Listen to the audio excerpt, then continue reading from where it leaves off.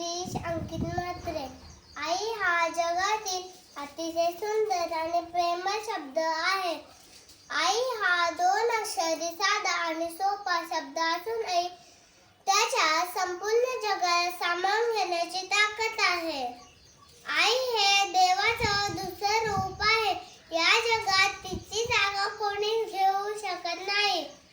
माझी आई खूप प्रेमळ आहे. तिचे नाव रुचिता आहे. ती रोज सकाळी लवकर उठते, घर अंगण स्वच्छ करते, नियमित देवपूजा करते, तिचा स्वयंपाक बनवते. माझी आई चांगली मैत्रीण आणि गुरु आहे.